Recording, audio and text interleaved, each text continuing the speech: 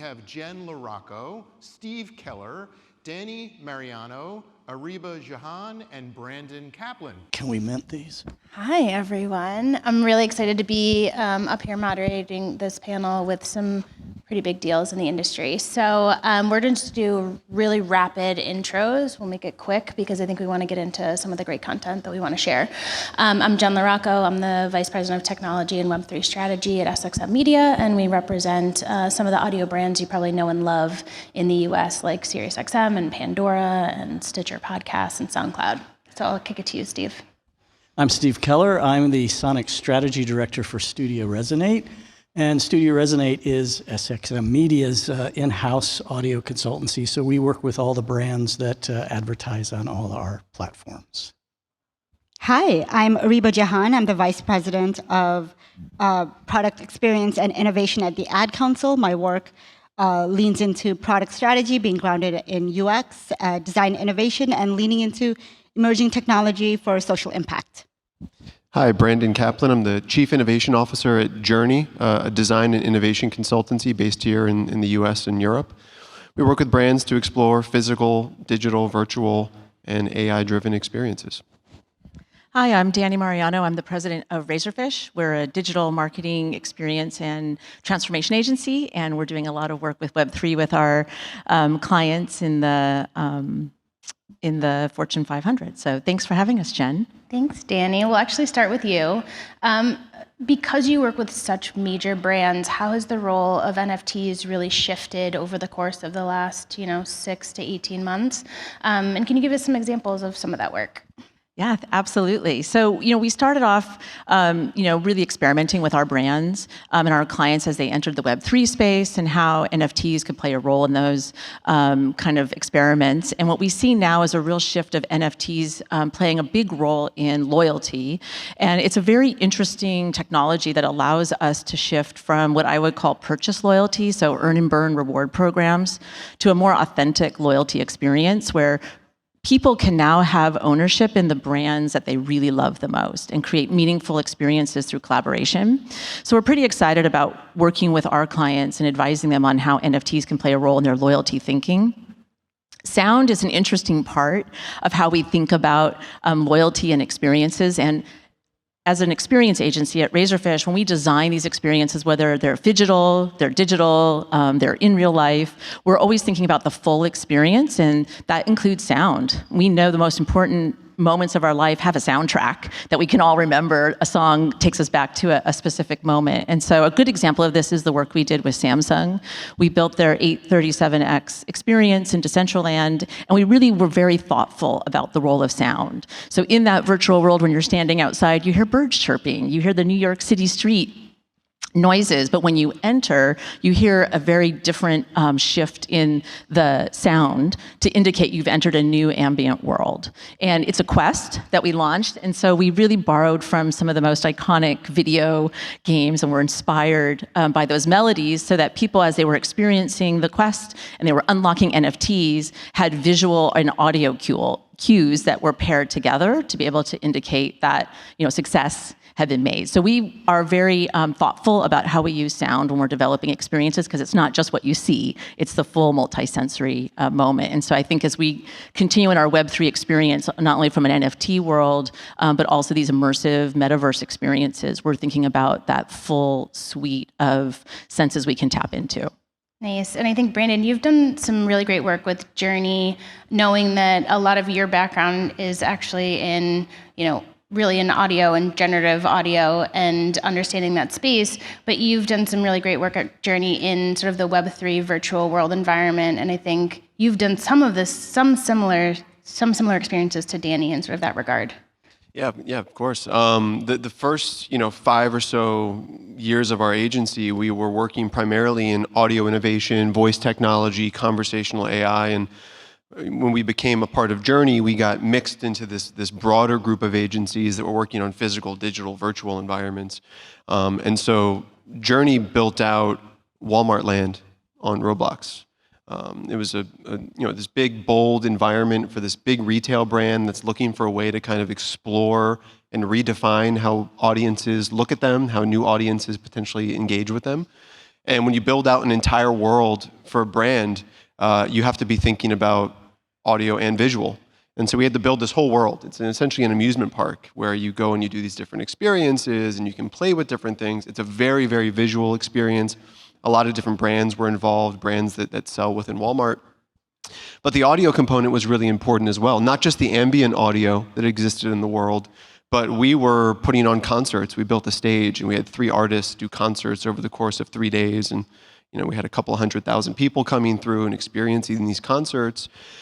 And so what we did is we focused on quality of audio-visual in there. And one of the technologies that we've been using for some time now, but everyone is actively talking about right now, is AI-generated content, generative AI. And so we had to create this massive scale of audio-visual, so we used traditional design tools, traditional production tools, but we also used generative AI tools to be able to scale. And the underpinning of all of that is we wanted to be authentic to the brand and authentic to the experience. So whether it was human produced or generatively produced, we wanted to make sure that it was authentic. And an interesting, short anecdote on that is when we did this concert, you needed to have kind of audience applause occur at the end of each performance. Mm-hmm. And Roblox has kind of a stock off-shelf clap that you can use. Many people in the room probably know it. And our development team said, listen, we can't use that off-shelf clap because it's inauthentic, it doesn't seem organic. And so we went ahead and produced our own, audio environment in that realm. So, for us, if it's an NFT or a virtual, whatever it is, we're thinking about which tools we can leverage to build the best quality audio. And then we're also always filtering that through this lens of, does it feel authentic in the space that we're building? Is it right for this audience? And I think the two of you in sort of your companies are really thinking in a future forward moment, because whether we're talking about NFTs or we're talking about Web3 at large or we're talking about virtual worlds, so much of the design is visual first, namely because of the spaces, and everyone's really worried about how visually realistic things look as opposed to how visually realistic they sound. So I think you're ahead of the game in a lot of this regard. And Steve, that kind of leads me to you specifically, because your work is so much in sound design and also sonic diversity. And so how does that show up when we're talking about generative AI and audio versus real voices? Yeah, I'm kind of a weird mix of science and art. I lived in Nashville for 30 years, worked in just about every aspect of the music business there was, but my degree's in psychology. And these days I do a lot of research around cross-modalism, multisensory perception, ways that sound can affect our behavior and our perception. And these digital worlds and AI-generated pieces of content are fascinating to me, not only from the standpoint of how they might impact the way we create music or create audio, thinking about, as Dani said, these immersive experiences where sound is a huge part of that, or as Brandon was talking about, even something as subtle as a clap track or a laugh track, and how that changes our perception, not only of the experience, but other things around that.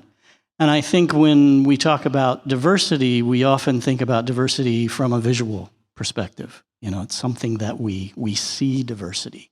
We don't often think about diversity from the concept of our hearing. And that's been one of the things that's been a driver for some of my work and thinking lately is, how are we creating a sonically diverse world? There is a digital redlining that goes on. For the longest time, the AI voices we heard generated were white and female. I think that's problematic on 2 accounts. Now that's changing, but the way the technology responds to voices of color is much different than to white voices. The training sets that are used are much different.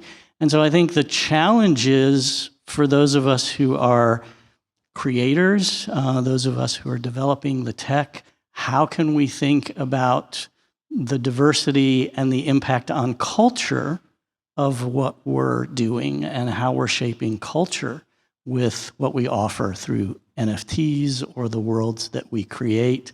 And I'll stop there because there's a lot to unpack. So. We only have 25 minutes. Ariba, Steve talked about sonic diversity, but I also want to touch on sonic accessibility and kind of where you're thinking about that. Yeah, I mean, Dani, when you were talking about like nostalgia and like what sound does, and I was thinking about like we're really at a moment where we have just so much opportunity to create the future of the internet and the future of these immersive experiences to be more accessible to the more than 1 billion human beings that currently can't engage with digital content in an easy way in their day-to-day, right? Whether that's due to their neurodivergence or disability.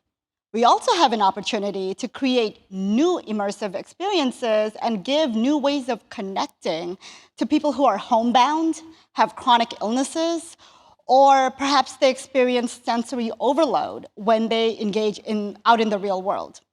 And then when I think about the role of voice and sound in accessibility, I think about the power of audio-spatial technology. And how can audio-spatial technology be utilized to be a better guide and help people navigate these new immersive experiences that maybe they never have experienced before?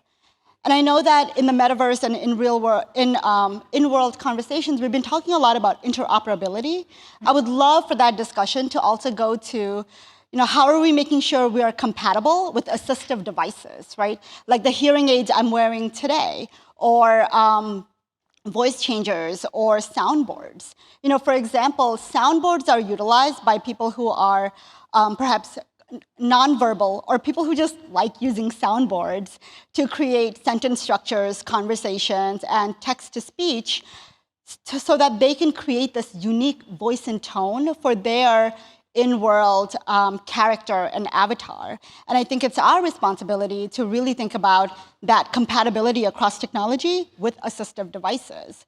And when it comes to people with hearing loss or deafness, how are we augmenting that sonic experience that you're talking about that we can make diverse and rich, but maybe they can't experience at all, right? So then how are we going beyond captions and text to provide a more immersive experience, leveraging in-world elements that we have access to? I mean, like the power is upon us, and I think like we just have so much that we can do using the technology that we have right now and creating thus far. But I think the last point I'll make here is it's also our responsibility to make sure that we're doing this with the disabled community so that these experiences are not being built for them, but really with them. How do we co-design?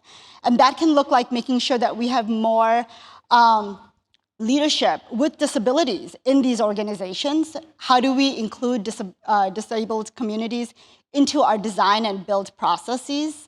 And also, how do we learn from the ways different individuals are engaging and interacting with these technologies that maybe you and I wouldn't do, right? Like sometimes those are our biases of how we think something should be utilized, but we could be learning from how different communities with different disabilities are actually using them. And how does that show up in sort of this shift that you're seeing from what I think has been more direct to consumer to now more direct to communities? Yeah, so for anyone who doesn't know the Ad Council, we like to say that the Ad Council is where creativity and cause converge. We have the privilege of working with the best in communication, storytelling, media, and tech industries to tackle some of the biggest issues impacting our communities and society today, from safe gun storage to fentanyl awareness to COVID education. And so leaning into the point around direct-to-community, we are literally in the business to meet our audience where they are. And so with NFTs and digital collectible communities and in-world experiences, we now have a brand new mechanism to connect with audiences that we could never connect with before.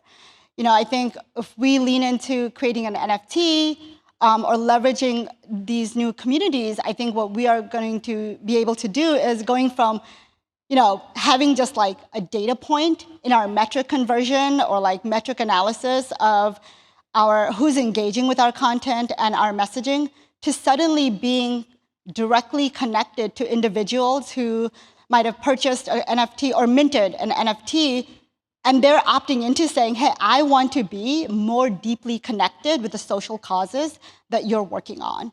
And that will allow us to be in conversation with our communities, with our audience, and perhaps co-create with them so that collectively we can create more social impact.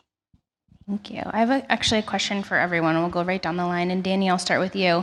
How are brands that are newer to this world and also creators in this space who are trying to get to brands, how can they start to coexist, or how can they think about doing things a little differently or newer in this environment?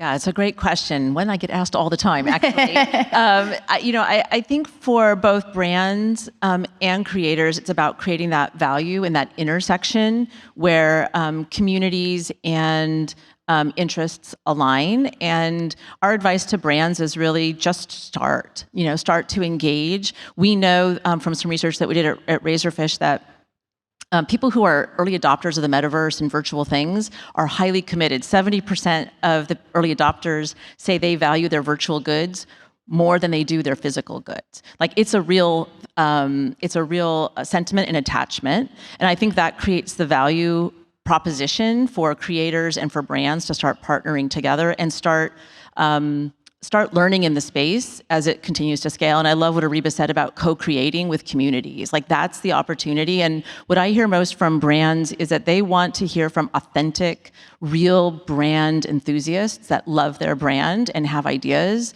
versus manufacturing something. So I think authenticity is at the heart of how brands and creators can start to co-create and collaborate together. Great, Brandon, same question for you. Where do we start? From right here.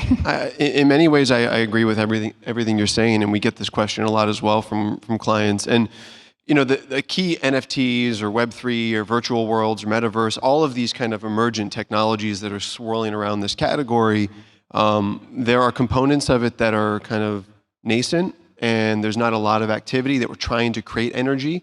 There's other components of it where communities are very active. Mm-hmm. And our recommendation for brands is you need to seek out as much as possible and as quickly as possible areas where there is an active community.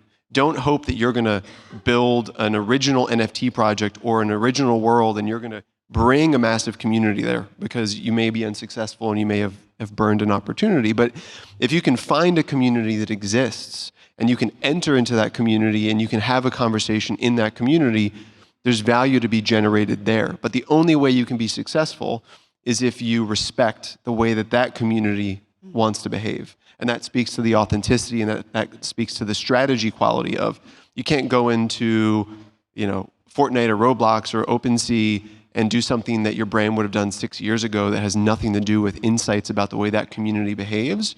You have to find a way to authentically integrate your brand into how that community is behaving. And from there, you may be invited into the conversation and there may be a value relationship created there. Great. Ariba, I'll go to you too. On the same question, kind of how do you see, or what's your advice for either brands and or creators in making that authentic connection? Yeah, Brandon, I loved your point about in this early days when you're experimenting, it's like paying attention to what is happening in those communities and learning from and participating with versus coming in and saying we're just going to do this thing, because that just doesn't work. And I think for a long time that didn't work. It just, what's happening is the power distribution has shifted with Web3, where communities are getting more power, or actually learning that they have more power and really rallying around that. I think my advice would go more towards actually nonprofits, if that's cool. We're a nonprofit, and typically I feel like you don't see a lot of nonprofits in this space. So we're excited to be here to participate and to get on, learn early to understand what exactly is the opportunities and they're there for nonprofits. I think right now we are raising for a $65 million initiative for mental health, and we're super inspired by organizations like Feeding America, American Foundation for Suicide Prevention, how they've been leaning into crypto philanthropy and partnering with amazing NFT artists that have built a community and really working with them to raise funds, but to raise awareness and really thinking about how do they work with those communities. So again, going back to your point around communities, so I think like advice that we're taking that I'll share with you all is to start with learning the landscape and then learning with communities and partnering with existing worlds, existing ecosystems that exist, so that there's only one lever of experimentation versus like creating a brand new community or creating multiple brand new things all at the same time. And Steve, more specifically in the sonic strategy world, what's your advice for both brands and creators in breaking through in this particular space? Yeah, I think for brands, we've pretty much already touched on the really important things, and a lot of that has to do with this idea of creating with as opposed to creating for. I think that's a big challenge for brands that are so controlling, and rightly so, of their image, and entering into a world where that's going to be harder to maintain if you're going to be truly collaborative. I think for creators, it's not that different than it's always been. You know, you're your own brand, and what you have to do is understand what that is. What's your unique, take on the world? What's your unique perspective? These digital tools, whether we're talking about how we're using NFTs or Web3 or VR or phygital spaces or liminal spaces, those are all opportunities to create in new and different ways. So it's really not about going out and pitching yourself to the brand. Just do great, interesting things, know how to tell your own story, and that's what brands are going to be most interested in. Tell that story and they'll find it. You'll find opportunities to find the right brand because you know who you are. So that's my advice to creators.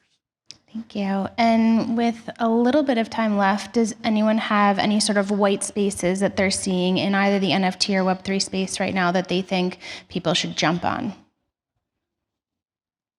Aside from audio and sound design. I just, everyone's there already.